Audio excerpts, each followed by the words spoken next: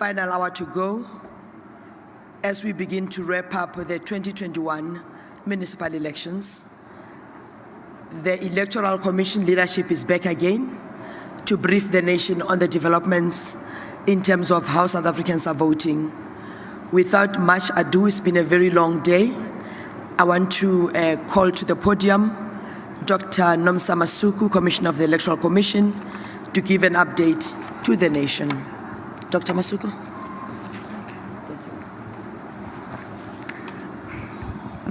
Thank you very much, Kate. Good evening, South Africa. Good evening, all that are here and those of us and those that are joining us virtually. The following is a statement of the Electoral Commission. Voting in the 2021 municipal elections is progressing across the country, and over 8 million South Africans have, as at 5 p.m., cast their votes at 23,148 voting stations, including the few whose opening was delayed in the morning. We encourage eligible voters who have not voted to use the remaining hours to go out and vote. Voters are reminded that they must vote only where they are registered. They can check their voting station details by dialing *120*42# or SMS their identity document to 32810. The contact center on 0800 11 8000 is also open until 9 p.m. tonight to assist voters.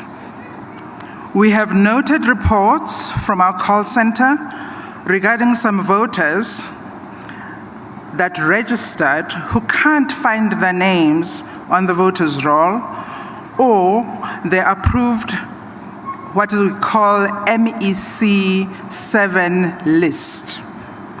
The Commission is attending and responding to complaints as they are raised. The MEC 7 list has been updated, and we continue to communicate with affected voters. Investigations have also been conducted, into the reported shortage of ballot papers in several voting districts. As pointed out earlier, there should be no shortage because the Commission procured 100% of the ballots needed. We are happy to report that the shortages from distribution issues have been resolved, and the Commission continues to monitor voting station performance in this regard. The Commission also reassures voters that sufficient universal ballot templates, also known as UBTs, have been procured, and there should be no shortages. Voters are encouraged to report shortages when experienced. The Commission, together with the South African National Council for the Blind, developed a UBT to assist persons with disabilities and special needs to have an independent and secret vote during elections. Earlier, we shared with the nation the few issues that have been reported to the Commission. We would like to present progress on these matters as follows. All the 20 voting stations that did not open in KwaZulu-Natal due to community protests have now opened. In the Eastern Cape, the 19 voting stations that did not open, also because of community protest, or rather more accurately, civil unrest, opened and now are processing votes. The Commission has fixed tents that have been blown away by strong winds in the Free State and Northern Cape. The Commission wishes to reinforce the following. Voting will continue throughout until 21 hours tonight when voting stations close. Voters who are at the voting station or in a queue at 21 hours are allowed to vote. And I emphasize, voters that in the queue, in the voting stations, at 21 hours at close, will be processed and allowed to vote. Voters must have their ID documents with them and are reminded that each ballot paper must be stamped on the reverse. As the chairperson has been asking, please do check that the ballot papers are stamped on the reverse side. Voters are also reminded that it is prohibited to take a photograph of a marked ballot paper. This is essential to protect the secrecy and integrity of the vote. After voting stations close at 2100 and voters in the queues have voted, counting will begin. The first results are expected after midnight on these boards. The Commission has received reports of unrest in some parts of the country, and the CEO and his team will take questions if there are any on these matters. Thank you very much.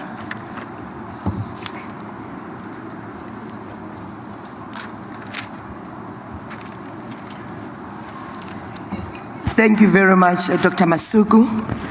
I'm going to open the floor for questions. State your name and the media house. If a question has been asked, please do not repeat it. We are counting down. 9 o'clock, we must be ready for our officials and voters as they close the voting station. I've got 3 questions this side. If my colleagues can assist me, I've got 3 this side. Is the first batch of questions.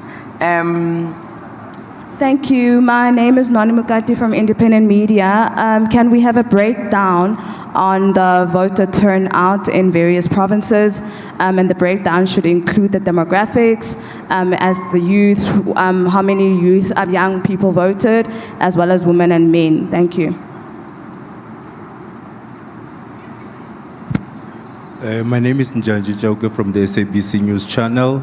8 million voters having voted or cast their ballots by 1700. What does it tell you as the IEC in terms of voter turnout? Are you happy that, is that an indication of a good turnout or of a poor performance? And then, just the question that I just wanted to know in terms of turnout. Thanks. Good evening, Kaya Koko from the Mail and Guardian. May I please request a bit of volume up? Please speak a bit loudly. Sorry. Thank you so much. Sorry about that. My name is Kaya Koko from the Mail and Guardian. I just wanted to know whether the IEC has actually tabulated the number of people who stayed away because their names did not appear on the voters' roll, and whether this had an impact in the low numbers turnout that we've seen so far as of 5-6 p.m. and as well the new system that the IEC introduced to check voter registration and in particular VDs. Does the IEC accept that its malfunctions or alleged malfunctions was the reason for people not being on the voters' rolls when they were registered in those areas? Thank you. Okay. I've got 3 hands this side. Good evening. My name's Dr. Sizwe Mpofu-Walsh. I'm here as an analyst with Newsroom Africa. My question follows on the previous question, which relates to the registered voters who were unable to vote and the MEC 7 list. In addition to the number of voters that have been affected, could the Commission also tell us whether at this stage in previous elections there are more voters now that have been unable to vote compared to past elections? Can you give us a comparative sense of the last election and how many registered voters were unable to vote? Thank you very much. Thank you very much. My name is Mpo from ISPSA. I just want to find out about KwaZulu-Natal 20 VTs or voting stations and the Eastern Cape 19 of them. if they are subjected to the 9 o'clock closing time, or maybe there's a mechanism that you guys came up with. Perhaps they're going to get a special time, or they're also subjected to 9 o'clock, since there was an unrest day. My name is Bungalo from Newsroom Africa. There was an incident in Gqeberha involving the DA's Helen Zille, where she was frog-marched from a polling station. I just wanted to find out if the commission has received a report on that and if they can share the details thereof. Hello, Paige Muller here with Times Live. I'm just requesting to know, speaking to some of the politicians around here, they've raised concerns about the new management devices. They're concerned that they're interfering with the numbers, the turnout, and people's ability to vote. Do you feel the devices are a problem, or are they not? I'm taking the last two questions before I allow, last three questions before I allow the panel to respond. Okay, Busichi Mambe from the SABC. I'm interested in this situation where people haven't appeared on the voters' roll, or what you call the NEC 19 list. Is this a new phenomenon? Is this something that has happened in previous elections? And in as much as you say there will be an investigation, do you have a sense of what might be the cause of this particular situation? It's Natasha Perry here from SABC News. Just to follow up with the VMD devices. Earlier on, Mr. Mamabolo mentioned that I think 10 of them were problematic. Has the issue been sorted out? Furthermore, I'm not so sure if you're aware, but we got a report that would... Can I request just you repeat? Okay. Give us a bit of volume. Okay, I know it's sorry. been a long day. Commissioner Masuka, apologies. Yeah. So in please. terms of the voter management devices, earlier on it was mentioned in the briefing in the afternoon that I think 10 out of the 29,000 were problematic. Have they been fixed? Also, we've received reports that Ward 131 in Ekurhuleni Tembisa, IEC officials are actually turning voters away, specifically around the issue of the MEC. Yes, and then the last question, earlier on I asked about the Change Party leader, Lisiba. I understand he had a meeting with Tate Mamabolo and Sheburi. What was the outcome? Because he was now saying that the elections need to be nullified because the IEC erred on their part. Yeah, thank you. Thank you. Let's take the last one. Here. Thank you. It's Sam Kelly here from the SABC as well. Mine will stick to the poor voter turnout. Can the blame be apportioned to the IEC for, one may say, allegedly dismally organizing these particular elections, looking at the low voter turnout? Particularly, I was in the townships earlier on in Soweto. The voter turnout was so bad that you would see people literally having parties, drinking, and socializing with their friends instead of going to the polls. Have you, as the IEC, as a collective, failed to advertise and to essentially get those South Africans to go out and register? And if those who are registered, out of the 26.2 million that have registered to go out and essentially vote, have you failed in that particular mandate? And in essence, the second question would be, is this a vote of no confidence against the current political system and the political parties that are on the ballot? Because with voters not going out, they're essentially voting and they're voicing out that they're not content with the current political parties. Thank you.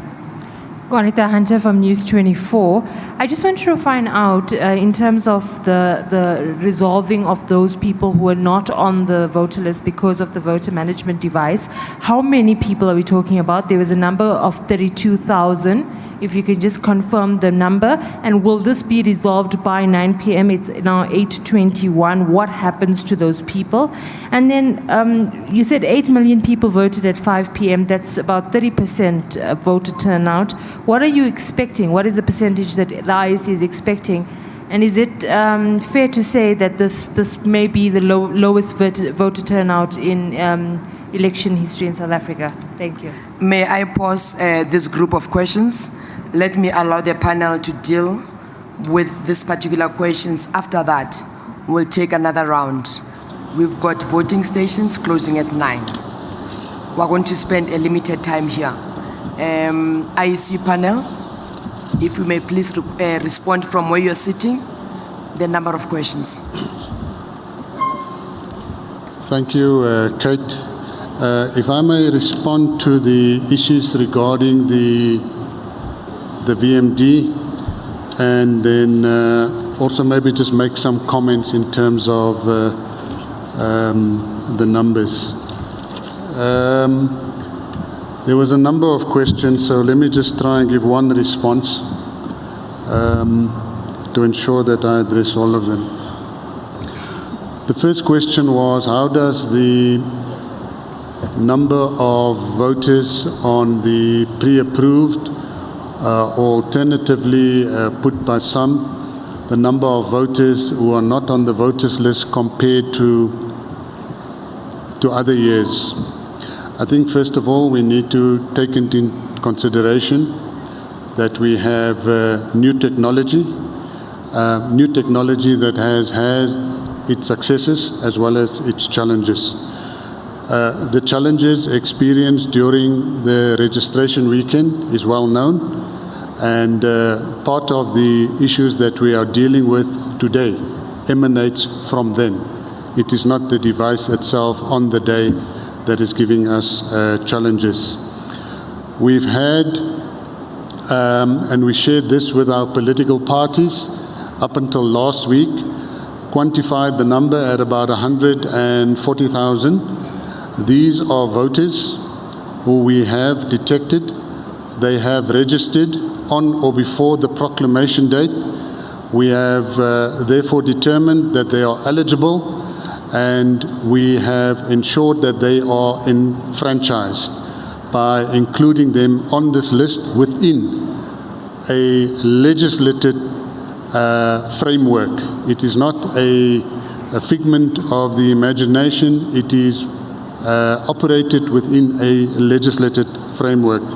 Parties were given copies of these lists, and we had also incorporated this into our voter management technology so that it would be no inconvenience whatsoever to the voter, as when a voter's ID would be scanned, that the voter would then be indicated that he would have the option of the MEC 7 and he would then vote flawlessly.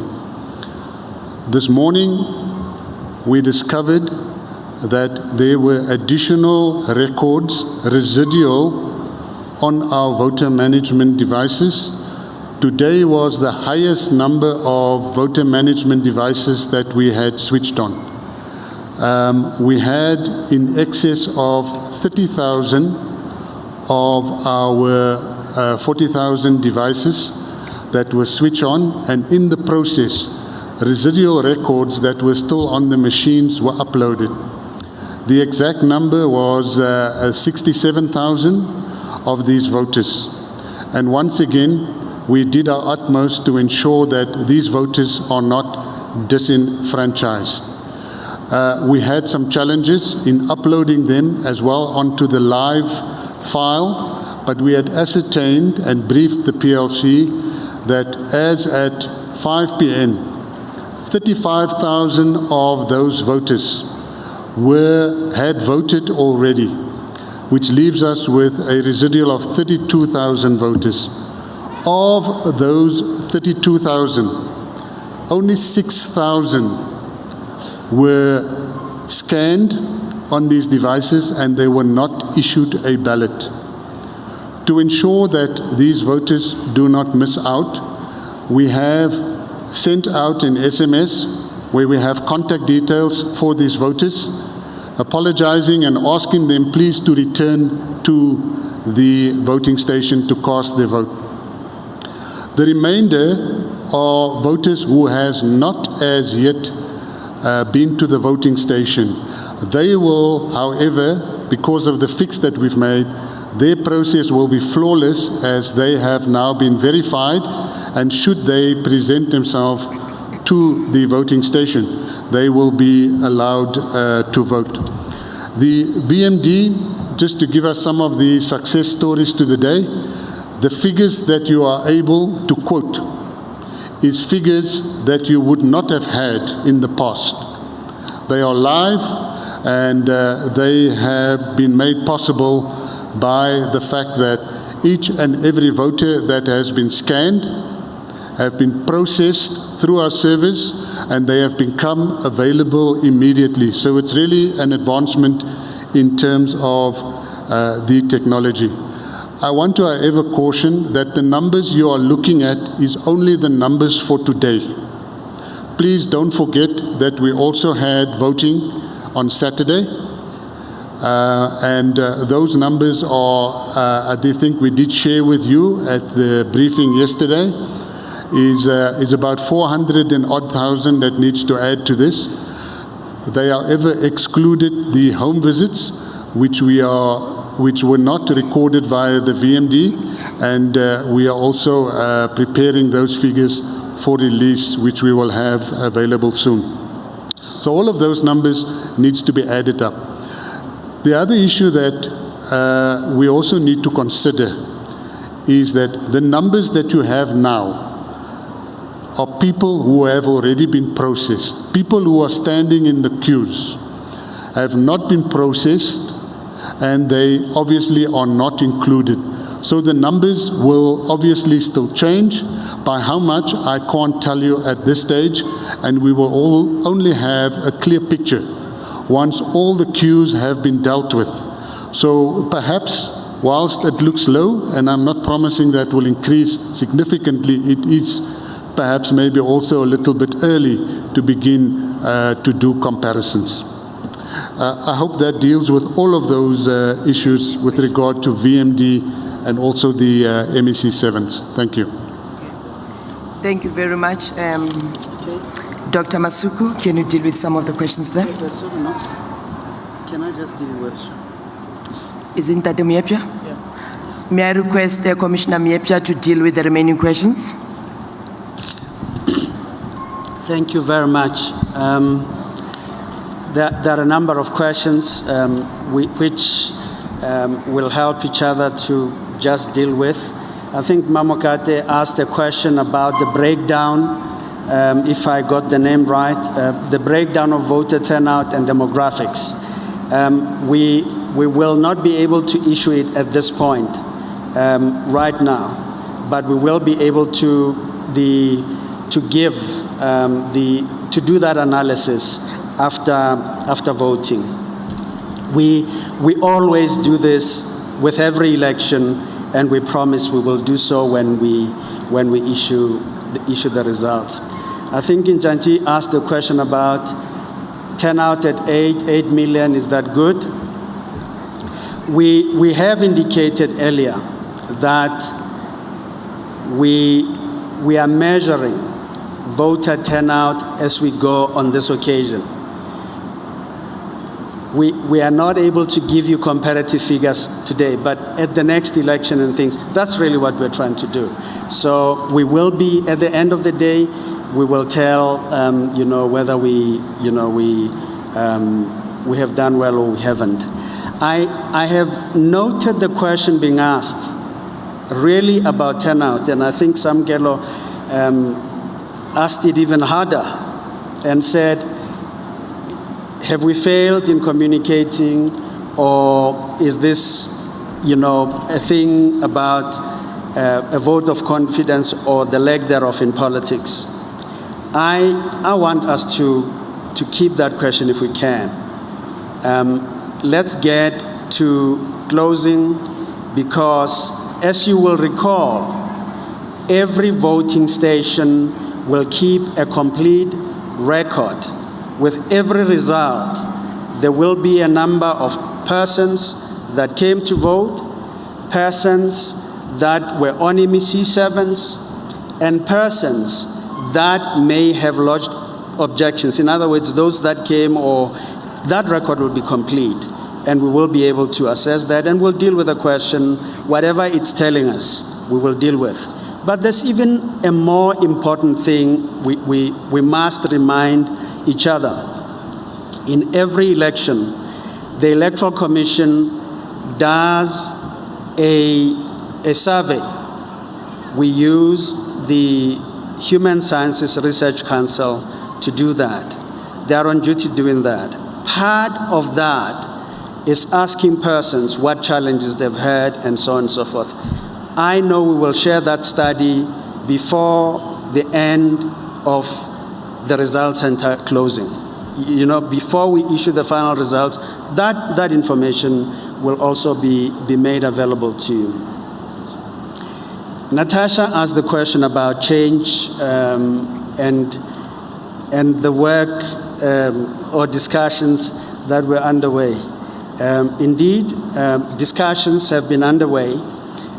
We would want to invite you as the media to stay here. After this briefing, we will have a joint statement with change.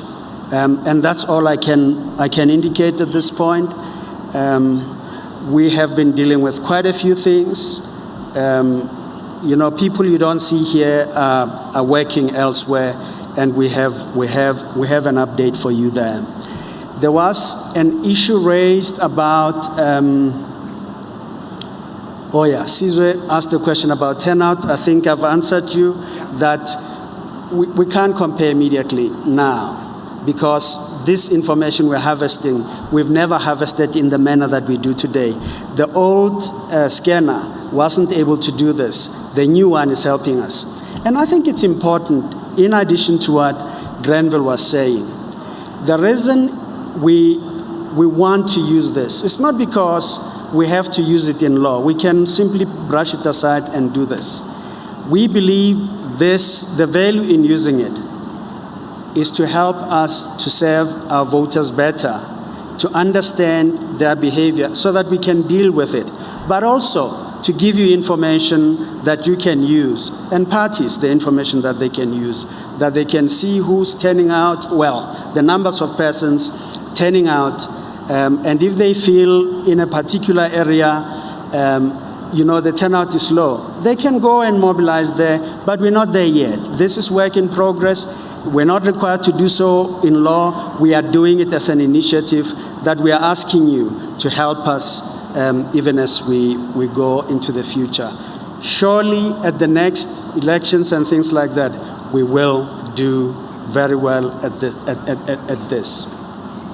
May I request Dr. Masuku to deal with the remaining questions? There was a last one on closing of voting stations in places. We reiterate our position. The Commission looks at the lay of the land. It looks at where challenges may have arisen in the course of the day, where we need to extend voting hours. We have those instruments in law available to us, and we exercise them as the situation calls for us to do so. Thank you very much. Thank you very much. Chairperson wants to add something. Chairperson, Mr. Mashinini. Thank you. I think there was another question asked as to whether is the Commission aware of the alleged frog marching of Madam Zille. At this stage, we hadn't received that information, but certainly I think in due course we'll find out about that situation. Again, I think there is also the question as to whether there is any possibility of nullifying the election.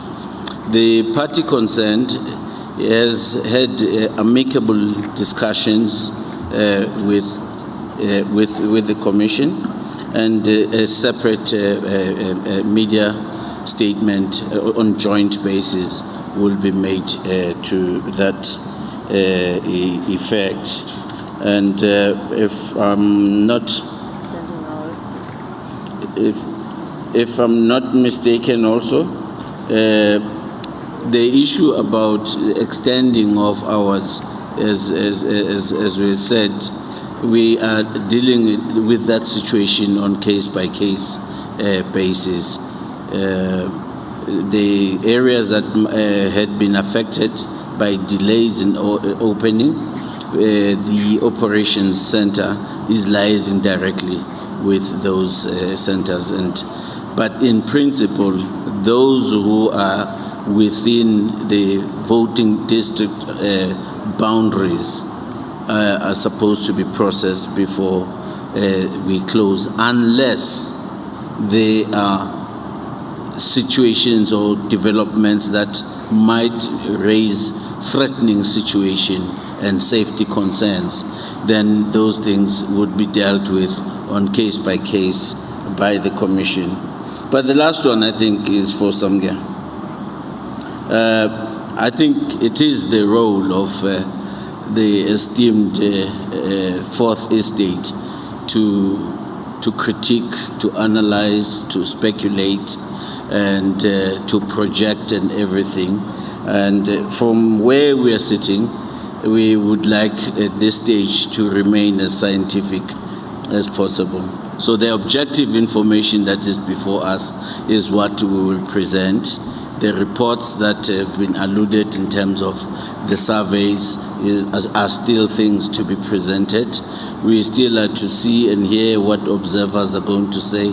So it might be an early stage for the Commission to making opinions and views and analysis.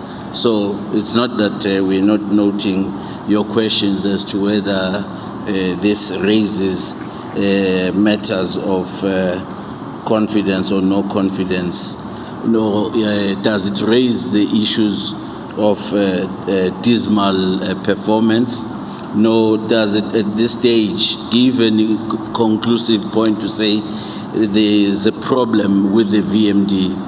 I think one thing we as South Africans need to really look at is that we are on a journey with our electoral systems. And if we are to look at the system, how it has evolved in the last 27 years, we are heads and shoulders ahead of many countries around the world, or we are on par with our peers. So the automation is one of the issues that this VMD is ushering for the future. And in that process, yes, there would be trials, errors, mistakes, or whatever.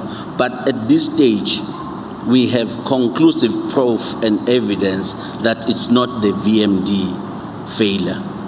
And we can put it before anybody scientifically to actually scrutinize that. In fact, where we're sitting, we need to be moving forward. The elections business process is only just touched the registration and the kind of statistical information that we're sharing with you because of moving from the barcode scanner, which was zip at that time was seen as revolutionary, and it received a Smithsonian award. And now we've moved to a point where we can locate you, we can be able to put you into where you live and all of that. In this particular stage, we are quite confident that it's not the question of the VMD failing. But there may be issues that relate to that.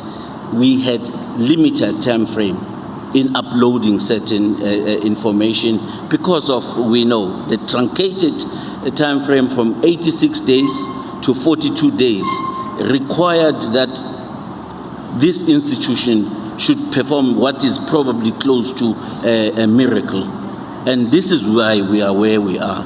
We will work forward, going forward, and also be looking to say there's still other issues in the business process of more and more automation of our system. That include issues of eliminating human error in counting, in the tallying, in the transmission of the information. It's a journey.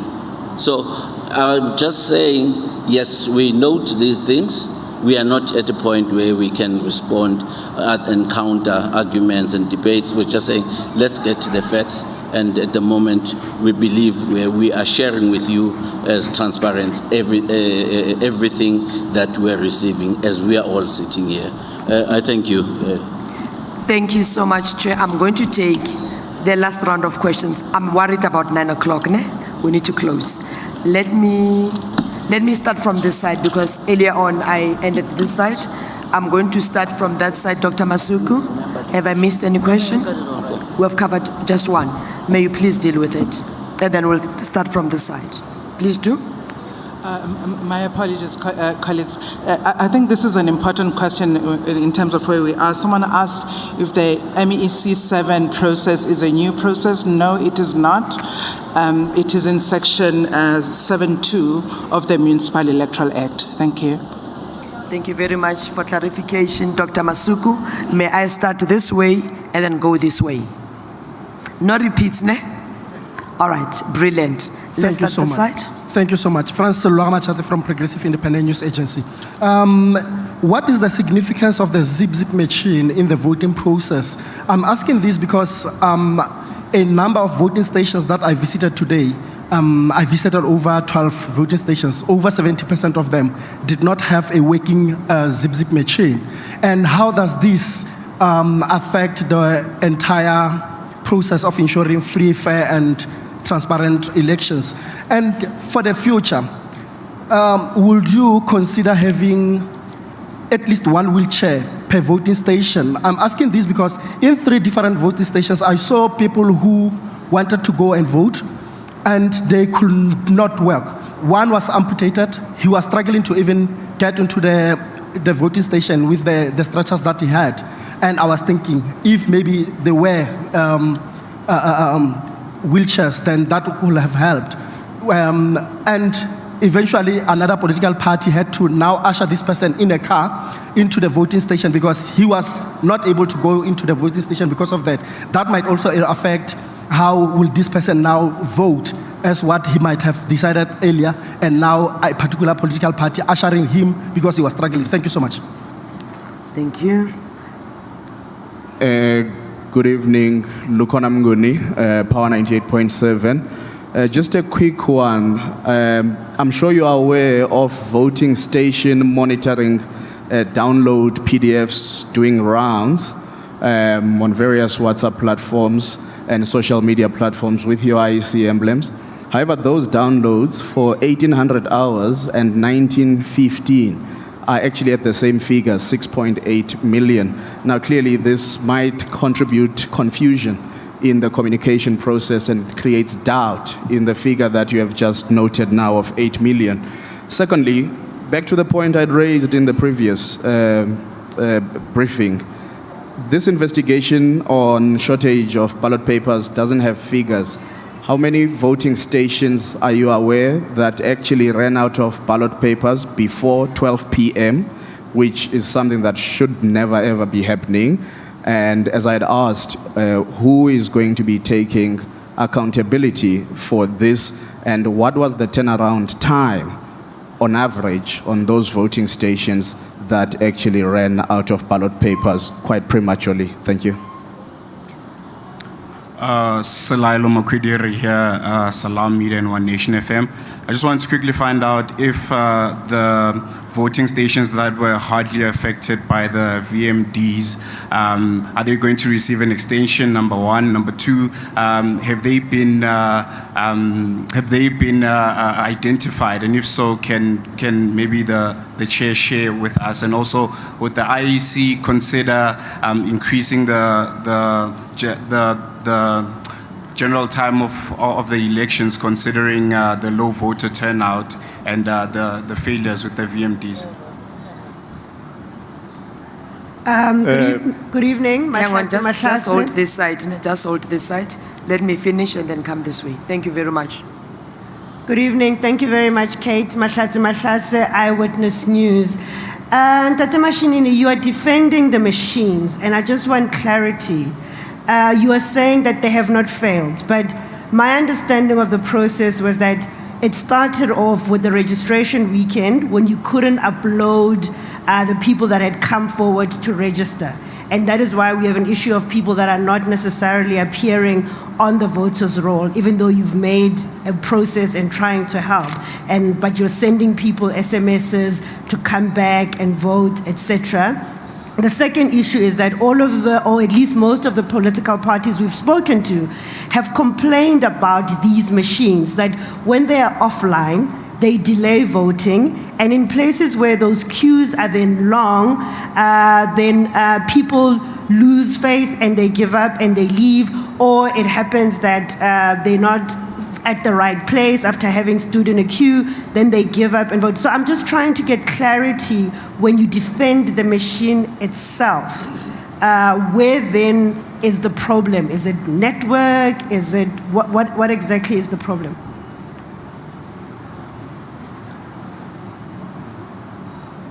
Thank you very much. I'm going to move to this block. I've got 2 questions. Then afterwards, we move to the last block. Yes, thank you very much.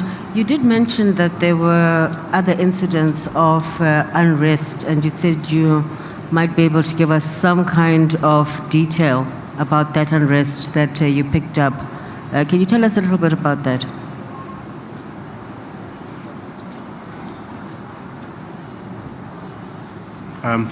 Thank you. Just to follow up on my part, you've said that 8 million votes have already been cast, and you are not able, obviously, to give us what the final figure will look like, given the fact that the stations are still open. Are you, though, able to tell us, of the 8 million votes, as to where the percentages of where they came from? Do we have a scenario of where we have a Western Cape with the highest number? If so, which of the provinces has the lowest percentage? Can you share those details with us? Okay. My name is Norman Masungwini from City Press. Earlier on, you mentioned that there were incidents whereby IEC officials were arrested, and some were dismissed.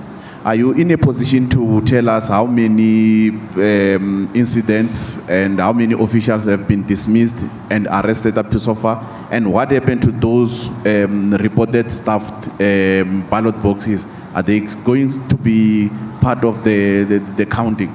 Thank you. Good evening, Jan Gerber, News 24.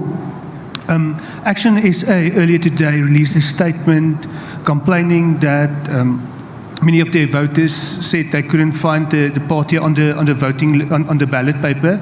Did the IEC receive any such complaints? And secondly, what issues did the parties raise at the party liaison committee, and how have those issues been addressed? Thanks. Good evening, Kaya Koko from Mail and Guardian. I just need clarification on one of the previous answers. Is it 140,000 plus voters that the IEC failed to upload initially, plus the 67,000, or is the current figure now at 6,000? Just please clarify the answer. Thank you very much. Looks like we have covered the questions from this side. I know Bonolo had 1 or 2 questions from the online system.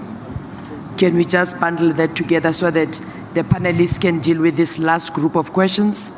Because 9 o'clock is threatening, so we need to go and close. Let's go, Ceci. Okay. The first one comes from Marvin Adams, and he says, has the IEC noted the increasing violence that often follows elections?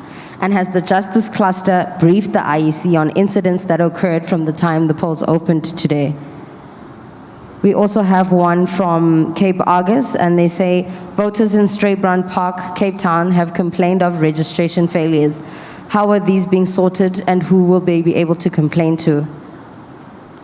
The last one says, is the IEC aware of any irregularities? Okay, this one I think came through earlier. Yes, Tando Kubeka from Eyewitness News says, there has also been issues with voting stations being offline and people not being able to cast their ballots. How is this going to be addressed? The last one is from Lizega Tandwa at Mail and Guardian, and she says, there's a call that the government must suspend curfew for today. Is this a call that the IEC supports? Can you repeat the last question, please, Bonono? Okay. The last question says, there's a call for government to suspend curfew today. Is this a call that the IEC supports? Okay. Thank you very much. The IEC panel is ready to take this last batch of questions and issues of clarity. Granville, are you the one to start first? Thank you. Thank you, Kate. First of all, the significance of zip-zips. May I just add that none of the technology is a requirement in terms of the voting process as contained in the legislation.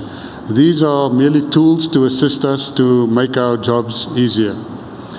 The zip-zip, we have decided to deploy the zip-zip to assist us with the queue management and also to direct or redirect voters, specifically in the cases where we have voting centers. So this would normally be at a school, and we'd have a number of classrooms. So to direct the person to the correct classroom, we would use the zip-zip. If the zip-zip was not present, or if the zip-zip, for whatever reason, malfunctioned, then this would in no way affect the voting process. It's just a tool to aid us. Then the issue of ballot papers is in the cases where they happened, in the isolated cases where they happened. This is attributed to the management of the distribution of ballots. There is no way that we would run out of ballot papers. We provide for 110% and we round up to a full ballot paper. And if you look at the turnout, as you have mentioned now, there is absolutely no way that we would run out of ballot papers. So in the cases where we have where the ballot papers weren't present, we were able to remedy those timeously. I think the ones where we probably had the longest delay was in about 12 to 15 voting stations in eThekwini, but those were also resolved during the course of the day. I don't know where the narrative comes from about VMDs being offline and hampering the voting process. The VMD is fully equipped to operate in offline mode. And in offline mode, you do not need connectivity.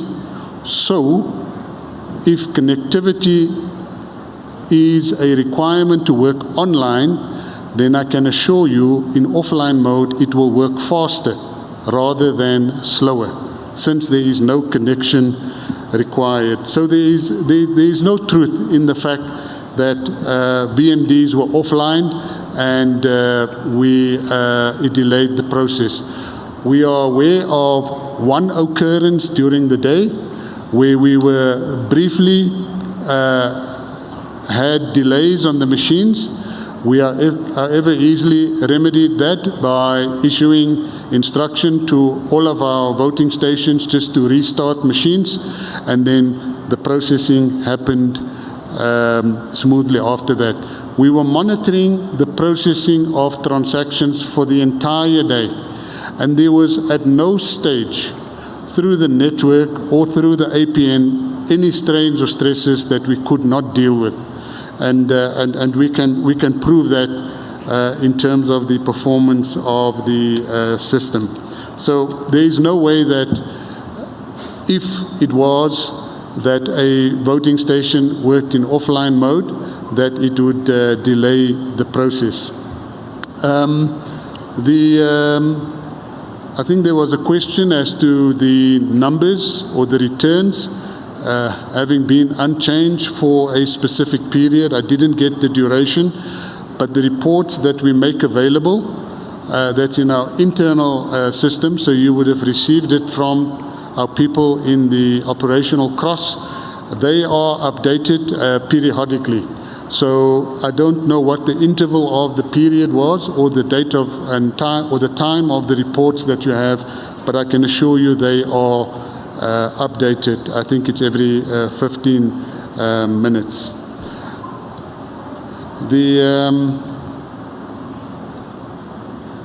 I think that some of the questions were repeated.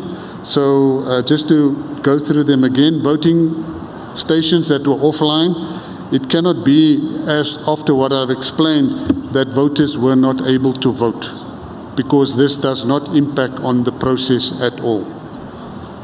Thanks. May I request Dr. Masuku to deal with the question of a wheelchair on our voting stations, please? Thank you very much, Kate. I think at this point in stage, we can only welcome the recommendation. How we deal with recommendations is that after an election, we have a different debriefing process that looks at how we can improve. If you, with your permission, can we please deal with that question, suggestion at the time? But thank you for the offer. Okay. Ladies and gentlemen, thank you very much. We've got a very, very long night. Have I missed any question? Yeah, Commissioner Miepsha? Yeah, I think. All right. I think we acknowledge that you have many questions. If you look at your time, we're at 9. I'd like to ask you for your indulgence. Yeah. There will be a number of stations that close at 9, and as usual, shortly thereafter, we'll be ready to issue a result. I ask you, we will be talking probably still tonight again, and some of those questions we can deal with. On the issue of where unrest, I think my sister asked the question, for us to say more. We did not bring that information, but we will provide that information. In relation to Lukona's question on the social media thing, I can understand that if something started circulating at 6, it doesn't update the figures that keep updated. We'll look at that. We have a social media team, and they will address the question. But the numbers are not static in real life. They, as people go in, they update.